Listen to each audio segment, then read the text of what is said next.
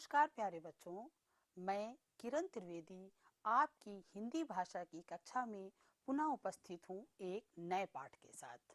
बच्चों, आज की कक्षा में आप सबका स्वागत है। बच्चों, हम लोग पाठ को आरंभ करने से पूर्व कुछ चर्चा करते हैं, तो आइए हम लोग कुछ देखते हैं। सामने चित्र में देखिए, आप यहाँ पर दो चित्र आपको दिखाई दे रहे हैं। एक चित्र इधर है और एक चित्र है इधर। इस चित्र और इस चित्र में देखिए बच्चों, क्या अंतर है? कौन सा अंतर आपको दिखाई दे रहा है इस चित्र और इस चित्र में? एक चित्र तो ये है जहाँ की बच्चे खुशी खुशी अपने विद्यालय जा रहे हैं, स्कूल जा रहे हैं, बैग बस्ता लिए हुए हैं। और दूसरी तरफ दूसरे चित्र में आप क्या देख रहे हैं बच्चों? दूसरे चित्र में छोटे छोटे बच्चे काम कर रहे हैं। एक लड़की ईंटा धो रही है, तो दूसरा बच्चा साइकिल से सामान ढो रहा है, एक बच्चा कुछ मशीनी कार्य कर रहा है और एक बच्चा होटल में चाय बना रहा है। तो बच्चों, आपने देखा कि ये सभी बच्चे एक ही आयु वर्ग के हैं, इनकी उम्र में कोई फर्क नहीं है, लेकिन फिर भी इनके दिनचर्या, इनके कार्य अलग अलग हैं। कुछ बच्चे स्कूल जा रहे हैं तो कुछ बच्चे धनार्जन में लगे हुए हैं, आय कमाने में लगे हुए हैं, पैसा कमाने में लगे हुए हैं। ऐसा क्यों होता है बच्चों? जबकि हमारी सरकार ने ये कह रखा है, ऐसा प्रावधान बनाया है कि 6 से 14 आयु वर्ग के सभी बच्चों को निःशुल्क शिक्षा प्राप्त करने का अधिकार है। इसके बाद भी बहुत से अभिभावक या माता पिता बच्चों को स्कूल शिक्षित करने नहीं भेजते हैं। ऐसा क्यों होता है बच्चों? क्योंकि उनकी आर्थिक स्थिति अच्छी नहीं होती है और वो अपने बच्चों को विभिन्न प्रकार के कार्यों में, कभी तो गृह कार्य में, कभी तो घर के कामों में, या अपने साथ काम पर ले जाते हैं, या उनको किसी दूसरे काम में धन कमाने के लिए भेज देते हैं। बच्चों, आज का पाठ आपकी पाठ्य पुस्तक मंजरी का पाठ 14 है, जिसमें एक ऐसी ही लड़की की कहानी है जो अपनी माँ के साथ में काम पर जाती है। हम लोग पाठ 14 खोलते हैं। पाठ का शीर्षक है भविष्य का भय। तो हम लोग पाठ 14 खोलिए बच्चों, तैयार हो जाइए। आशा पूर्णा देवी जी द्वारा लिखित कहानी भविष्य का भय। बच्चों, इस कहानी की जो मुख्य पात्र है वो एक छोटी बालिका है जिसका की नाम तुलतुल है। तुलतुल एक सुविधा संपन्न घर की बालिका है।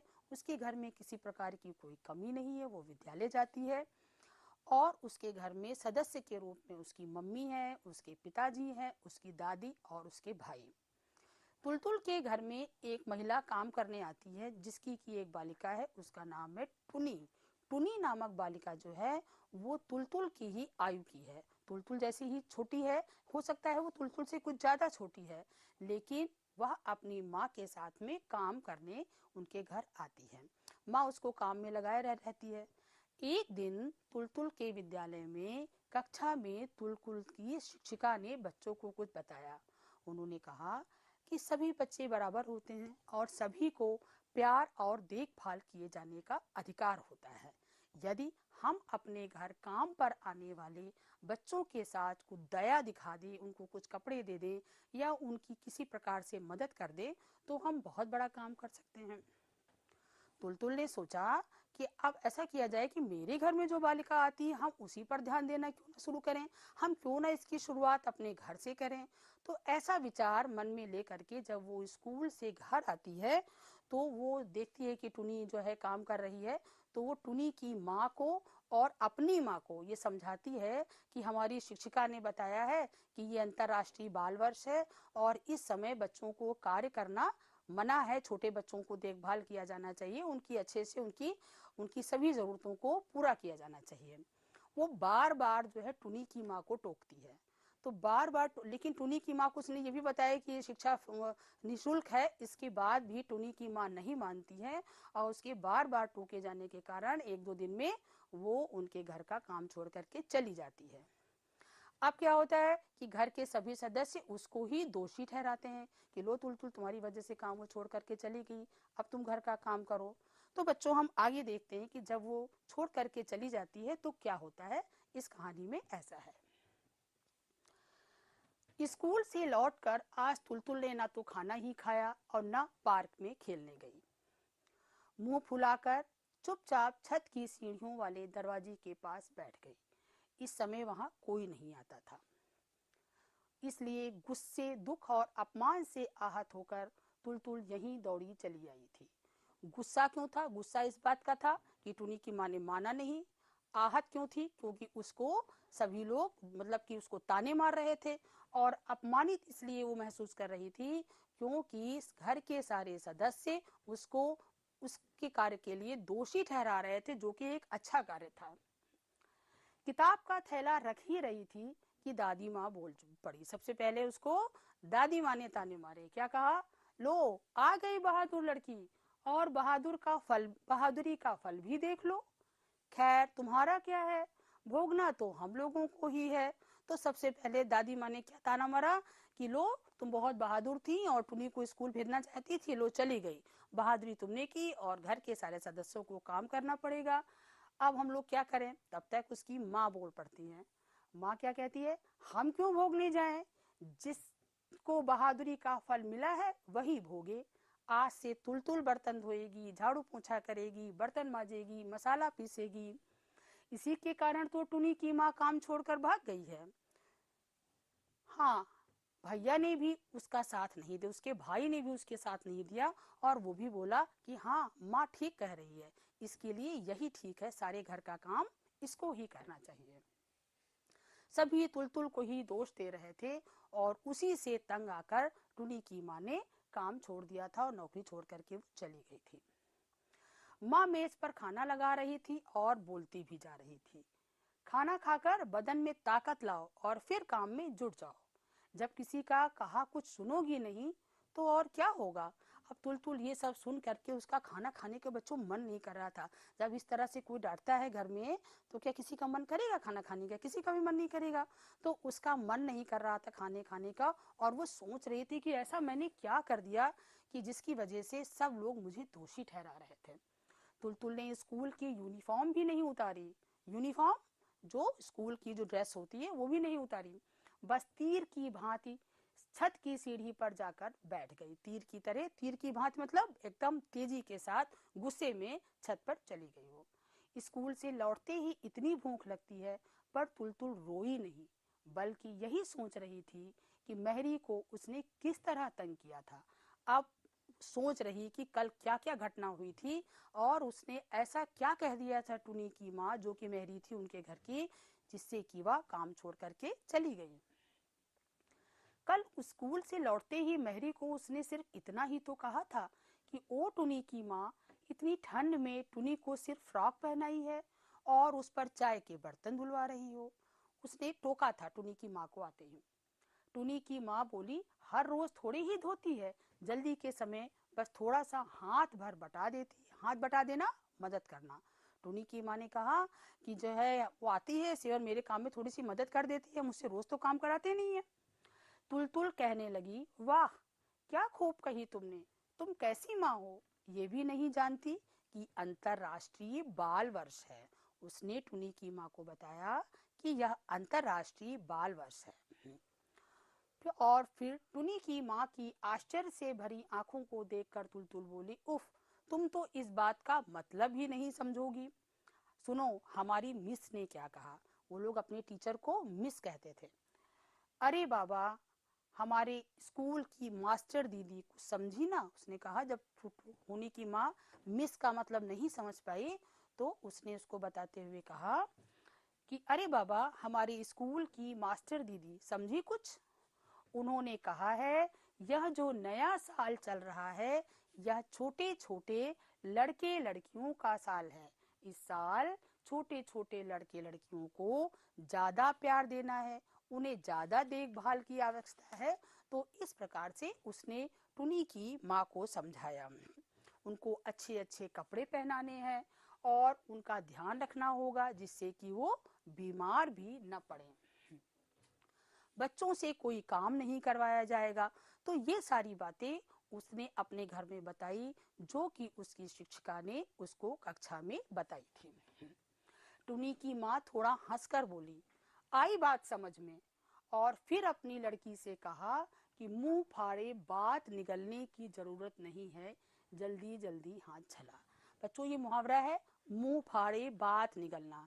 अर्थात जब उसने बताया होगा तो टुनी ध्यान से उसकी तरफ मुंह करके देखने लगी होगी।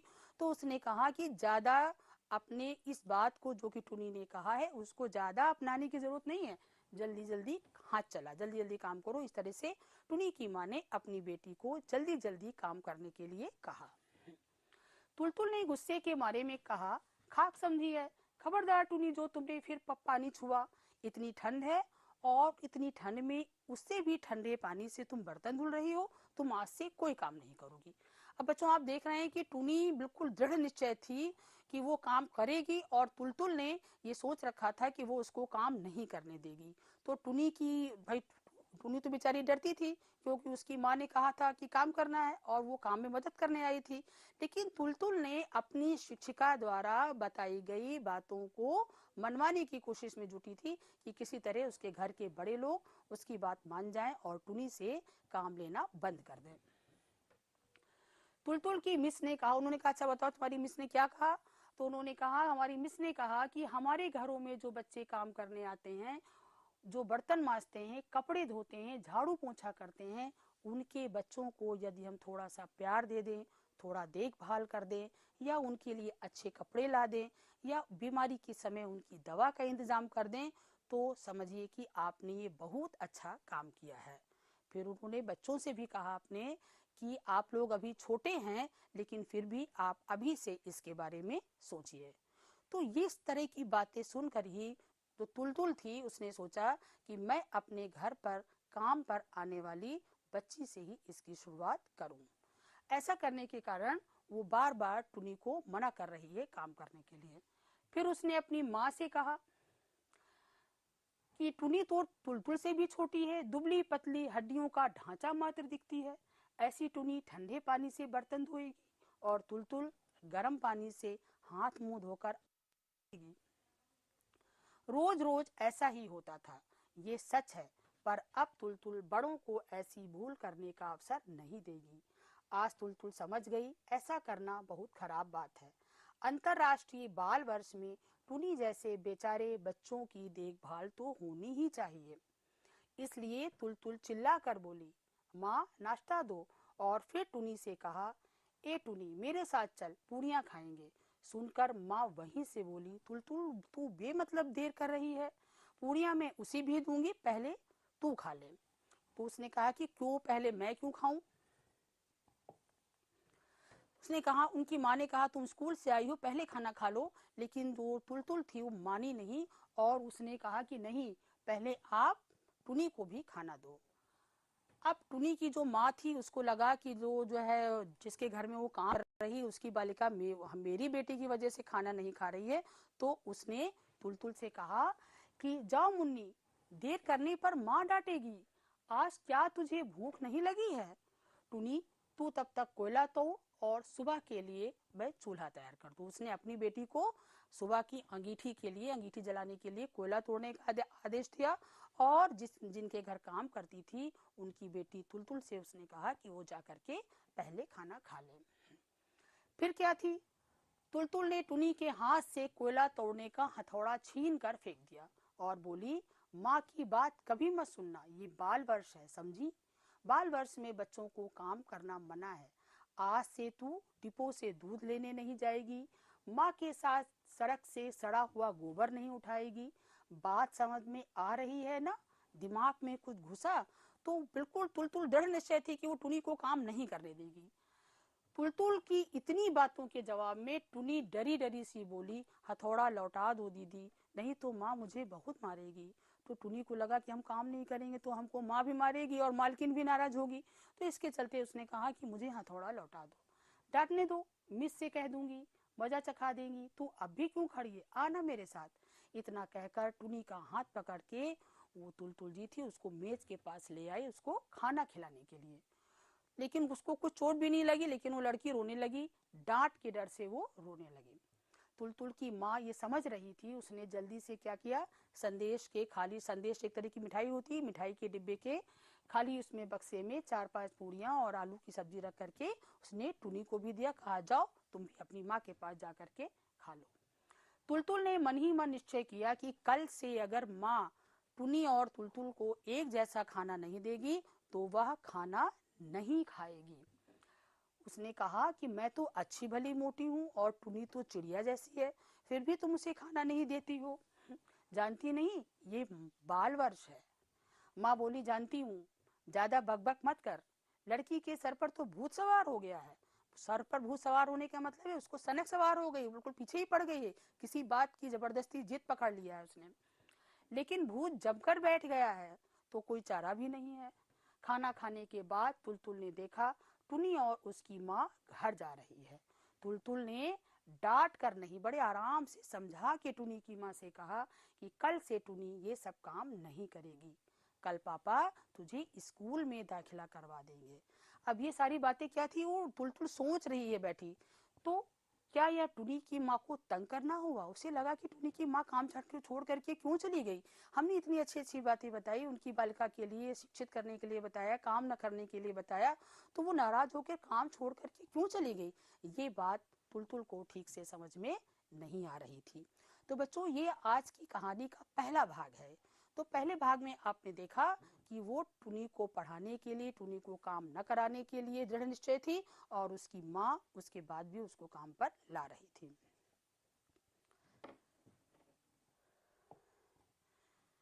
अब हम आज के पाठ के कुछ कठिन शब्दों के अर्थ और उनके वाक्यों में प्रयोग समझ लेते हैं। देखिए बच्चों, पहला पाठ है अपमान। अपमान अर्थात अनादर। हमें कभी भी किसी का अपमान नहीं करना चाहिए। आहत, घायल, दुखी। कठोर शब्द किसी के भी हृदय को आहत कर सकते हैं। दोष मतलब गलती। कुछ लोग स्वयं की असफलता के लिए दूसरों को दोष देते हैं। बदन माने शरीर। पौष्टिक भोजन से बदन ताकतवर बनता है। बच्चों, ये शब्दार्थ जब आप देखा करें तो इनको अपनी उत्तर पुस्तिका पर अवश्य लिख लिया करें। अब आप लोग अपनी कॉपी खोल करके बैठे पाठ पढ़ने के उपरांत में और इन शब्दार्थों को लिख भी सकते हैं आप। अब हम पाठ पर आधारित कुछ प्रश्न पूछते हैं, आप उनके उत्तर देंगे और इनको लिख भी सकते हैं, आप इनको लिखेंगे भी। स्कूल से लौटकर तुलतुल मुंह फुलाकर क्यों बैठ गई? क्यों बैठ गई मुंह फुलाकर? आप पूरा उत्तर लिखेंगे। क्योंकि टुनी की माँ के काम छोड़कर जाने का दोषी सब तुलतुल को ही मान रहे थे, इस कारण वो नाराज थी। तुलतुल की माँ ने उसे घरेलू काम करने का आदेश क्यों दिया? क्यों चाहती थी कि तुलतुल की माँ ने क्यों कहा? क्योंकि गुस्सा हो गई थी, टुनी की माँ काम छोड़ करके चली गई थी। क्योंकि उनके घर में काम करने वाली औरत तुलतुल की टोका टाकी के कारण ही काम छोड़कर चली गई थी। क्या टोकती रहती थी कि तुम इसको स्कूल नहीं भेजती हो, काम नहीं कराती हो। तो जो टुनी की माँ थी वो तुलतुल की टोका टोकी के कारण काम छोड़कर चली गई थी। टुनी की माँ टुनी को स्कूल क्यों नहीं भेजना चाहती थी? क्योंकि वह उसके घरेलू कार्यों में उसकी मदद करती थी। अंतरराष्ट्रीय बाल वर्ष के बारे में मिस के क्या विचार थे? मिस अर्थात उनकी अध्यापिका, उनकी शिक्षिका। क्या विचार थे? कि सभी बच्चे बराबर हैं, सभी की बराबर देखभाल होनी चाहिए और सभी बच्चों को प्यार और देखभाल किए जाने का अधिकार है। तो बच्चों, ये तो हुआ आपका पाठ, पाठ के कठिन शब्द और पाठ पर आधारित प्रश्न। अब आपको पाठ अच्छी तरह से समझ में आ गया होगा। अब बच्चों, हम लोग यहाँ पर बात करते हैं कि जो टुनी के जो तुलतुल की जो शिक्षिका थी उसने अंतर्राष्ट्रीय बाल वर्ष के बारे में बताया था। हम लोग बात करते हैं अंतर्राष्ट्रीय बाल दिवस के बारे में। बच्चों, जो हमारे देश में जो बाल दिवस मनाया जाता है वो मनाया जाता है 14 नवंबर को, क्योंकि उस दिन हमारे प्रथम प्रधानमंत्री पंडित जवाहरलाल नेहरू का जन्मदिन होता है। लेकिन जो अंतर्राष्ट्रीय बाल वर्ष है जो पूरे विश्व में मनाया जाता है वो मनाया जाता है 20 नवंबर को। 20 नवंबर को ये अंतर्राष्ट्रीय बाल वर्ष मनाया जाता है। सबसे पहले बाल दिवस 1954 में मनाया गया था। 1954 में सबसे पहले अंतर्राष्ट्रीय बाल दिवस मनाया गया था। अब 20 नवंबर को ही क्यों मनाया जाता है, ऐसा क्यों ये होता है? क्योंकि आज ही के दिन संयुक्त राष्ट्र की आम सभा में बाल अधिकारों की घोषणा की गई थी। बच्चों, हर व्यक्ति के अपने अधिकार होते हैं जो उसको मिलना ही चाहिए। तो 1954 में 20 नवंबर को आज ही के दिन संयुक्त राष्ट्र की आम सभा में बाल अधिकारों की घोषणा की गई थी। वयस्कों से अलग बच्चों के अधिकारों को बाल अधिकार कहा जाता है। वयस्क मतलब बड़े लोग, सबके अधिकार होते हैं, इसी प्रकार से बच्चों के भी अधिकार होने चाहिए। पहले कोई बच्चों के अधिकारों के बारे में नहीं सोचता था कि बच्चों की कुछ जरूरतें ऐसी हैं जो कि उनको पूरी ही करना सबका जिम्मेदारी है, सबका उत्तरदायित्व है। तो इस कारण से जो बड़े लोग हैं उनसे जो अलग अधिकार होते हैं उनको बाल अधिकार कहा जाता है। और संयुक्त राष्ट्र, देखिए ये संयुक्त राष्ट्र का ये चिन्ह है, संयुक्त राष्ट्र के झंडे पर भी ऐसा ही बना हुआ है। संयुक्त राष्ट्र बच्चों एक अंतरराष्ट्रीय संस्था है जो कि जो विकासशील देश हैं या जो जरूरतमंद देश हैं उनके बारे में सोचती है। और इसका जो झंडा है इसके ऊपर दो ये आलिव एक पेड़ होता है जिसको कि शांति का प्रतीक मानते हैं, और वो आलिव की दो टहनियां हैं और बीच में विश्व का नक्शा है। अब हम आपको संयुक्त राष्ट्र संघ के बारे में कुछ बताते हैं कि संयुक्त राष्ट्र संघ है क्या। बच्चों, संयुक्त राष्ट्र संघ एक अंतरराष्ट्रीय संस्था है। द्वितीय विश्व के बाद 24 अक्टूबर 1945 को संयुक्त राष्ट्र संघ की स्थापना की गई थी। बच्चों, जब लड़ाई हुई थी, विश्व युद्ध, प्रथम विश्व युद्ध हुआ, द्वितीय विश्व युद्ध हुआ, तो उसके बाद में दुनिया में बड़ा विनाश हो गया और सारे देश आपस में लड़ झगड़ रहे थे। तो देश जो विश्व के जो बड़े बड़े नेता थे उन्होंने सोचा कि कोई ऐसी संस्था स्थापित की जाए जिससे कि सभी देश आपस में मिलजुल कर रह सके। तो संयुक्त राष्ट्र संघ का मुख्य उद्देश्य जो है सभी राष्ट्रों के बीच सौहार्दपूर्ण मतलब मित्रतापूर्ण संबंध बनाना और अंतर्राष्ट्रीय शांति और सुरक्षा को स्थापित करना था। संयुक्त राष्ट्र संघ में कई संगठन हैं, बहुत सारे संगठन हैं, और इन संगठनों के माध्यम से संयुक्त राष्ट्र संघ जरूरतमंद राष्ट्रों को स्वास्थ्य, शिक्षा और अन्य सुविधाएं प्रदान करता है। इसकी बच्चों एक विशेष संस्था है जो बच्चों के लिए काम करती है, उसका नाम है यूनिसेफ। तो ये तो थे जो कि हमारे मतलब विश्व स्तर पर भी बच्चों के अधिकारों के बारे में सोचा गया। अब हम जानते हैं कि बच्चों के अधिकार कौन कौन से हैं जो कि संयुक्त राष्ट्र संघ द्वारा स्वीकृत किए गए। देखिए बच्चों, बच्चों के अधिकार हैं। पहला अधिकार है जीवन जीने का अधिकार। प्रत्येक बच्चे को जीवित रहने का अधिकार है, उससे कोई भी ऐसा काम न लिया जाए जिससे कि उसके प्राणों का संकट हो। संरक्षण का अधिकार, संरक्षण मतलब वो किसी के संरक्षण में होना चाहिए, उसकी देखभाल विधिवत होनी चाहिए। सहभागिता का अधिकार, बच्चों को सभी अच्छे कार्यों में सहभागी बनाना चाहिए, अच्छे अच्छे कार्य उनको दिया जाए जिससे में कि वो खेल कूद आदि में अपनी सहभागिता सुनिश्चित कर सके। विकास का अधिकार और उनको विकसित होने का अधिकार, तो विकास का अधिकार है तो विकास तो तभी होगा जब बच्चों को शिक्षित किया जाएगा, उनको अवसर दिए जाएंगे। तो ये अधिकार संयुक्त राष्ट्र संघ द्वारा स्वीकृत किए गए हैं 20 नवंबर को। इस कारण बाल दिवस कब मनाते हैं? 20 नवंबर को। पाठ का जो दूसरा भाग है उसके लिए मैं पुनः उपस्थित हूँ आपके पढ़ाने के लिए। भविष्य का भय का प्रथम भाग आज समाप्त हुआ। धन्यवाद बच्चों, आशा करती हूँ आप इसको दोबारा से पढ़ेंगे।